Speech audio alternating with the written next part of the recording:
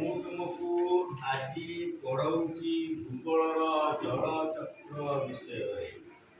ଆମର ଯେଉଁ ଗ୍ରୀଷ୍ମ ଋତୁରେ କ'ଣ ହୁଏ ନା ନଦୀ ନାଳ ସବୁ ଶୁଖିଯାଏ। ଶୁଖିଗଲା ପରେ ଫେର ବର୍ଷା ଦିନେ ବର୍ଷା ହେଇ ଫେର କେମିତି ନଦୀ ନାଳ ପୋଖରୀରେ ବର୍ଷା ହୁଏ ସେ ବିଷୟରେ ମୁଁ ତୁମକୁ ପଢ଼ୁଛି ହେଲା। ତ ମୁଁ ବି ଆଗ ଚିତ୍ର କରିଦେଇଛି ହେଲା। ଏ ଚିତ୍ରରେ ଦେଖ ଆମର ଏଇଟା ହେଲା ପାହାଡ଼ ପର୍ବତ ଆମର ସ୍ଥଳଭାଗ ଏତିକ ମାନେ ସ୍ଥଳଭାଗ ଯେଉଁ ଝରଣା ବାହାରିକି ଆମର ଆଗରେ ପଡ଼ିଛି ଏଇଟା କ'ଣ ହେଲା ସମୁଦ୍ର ହେଲା। ସମୁଦ୍ର ବୁଝିପାରିଲ। ସମୁଦ୍ର ପାଣି ଆମର ସମୁଦ୍ରରେ ରହିଲା ଆମର ଜଳଭାଗ ହେଲା 71 ଭାଗ, ମଧୁର ଜଳ ହେଲା 2.8%। ତେଣୁ ଆମର ସେଇଟା ହେଉଛି ପାଣି ପିଇବା ହେଲା। ଆମର ହିମବାହ ମାନେ ଉପରେ ସବୁ ରହେ ପାହାଡ଼ ଉପର ପର୍ବତ ଆମେ ସେଗୁଡ଼ାକ ପୁରା ବରଫ ଆକାରରେ ରହିଯାଏ ସେଟା ଆମେ ପିଇପାରୁ। ସମୁଦ୍ର ଜଳ ବି ଆମେ ପିଇପାରୁ ବୁଝିପାରିଲେ। ତେଣୁ ଆମେ ଓନ୍ଲି ମଧୁର ଜଳ ବ୍ୟବହାର କରିପାରୁ। ତେଣୁ ଆମର ଜଳଚକ୍ର ବିଷୟରେ ମୁଁ ପଢ଼ୁଛି ହେଲା।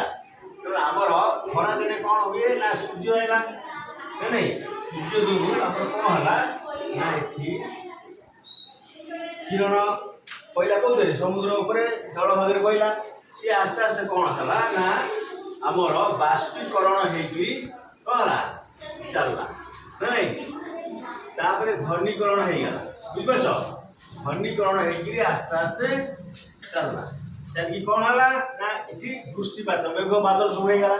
ବାଦଲ ହେଇକି ବର୍ଷା ହେଲା କୋଉଠି ଫେର ସେଇ ଆମର ପାହାଡ଼ିଆ ଅଂଶ ଉଚ୍ଚଟାରେ ବର୍ଷା ହେଲା। ଫେର କ'ଣ ହେଲା ନଦୀ ନାଳ ଦେଇକିରି ଜଳର ଉତ୍ସ ହେଇକିରି ଆସ୍ତେ ଆସ୍ତେ ଫେର କ'ଣ ହେଲା ସମୁଦ୍ରରେ ପଶିଗଲା।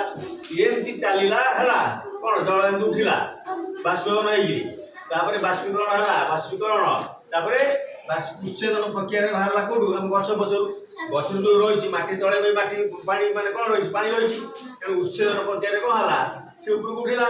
ଉପରକୁ ଉଠିଲା ବାଦଲ ମାନେ ବାଦଲ ଧରିକି ସବୁ ହେଇକି ଯେତେ ଆମର ଆକାଶରେ ବଡ଼ ବଡ଼ ହେଇକି ଥାଏ ଏମିତିଆ ବୁଲ ଥାଏ ହେଲା। ସିଏ କ'ଣ ହୁଏ ନା ଆମର ଏଇ ଘନୀକରଣ ହେଇକି ଆସ୍ତେ ଆସ୍ତେ ଚାଲିକି ଯେତେବେଳେ ଅତ୍ୟଧିକ ଥଣ୍ଡା ହେଇଯାଏ ସେଇଟା ବୃଷ୍ଟିପାତରେ ପଡ଼େ। ଏମିତି ଅନବରତ ଆମର ଗୋଟିଏ ବର୍ଷ ଭିତରେ ପାଣି ଗରମ ହେଇକି ଉପରକୁ ଉଠେ ଫେରେ ଘନୀକରଣ ହେଇକି ବୃଷ୍ଟିପାତ ହେଇକି ତଳକୁ ଆସେ। ଏମିତି ଅନବରତ ଦୀର୍ଘ କାଳ ଭିତରେ ଚାଲିଛି। ଆକୁ କୁହାଯାଏ ଜଳଚକ୍ର। ଏବେ ବୁଝିପାରିଲ ନା ତ ଜାଣିବା ପାଇଁ ରହିଲା ବୁଝିପାରିଲ ତ। ଆମର ଜଳଚକ୍ର ବିଷୟରେ ବୁଝିପାରିଲ ଯଦି କହିବ କହିପାରିବ ହେଲା। ଆଉ ସେଠିକି ଫେର ଆଉ ମୁଁ ପଢ଼େଇବି ଆଉ ଗୋଟେ ଟପିକ୍।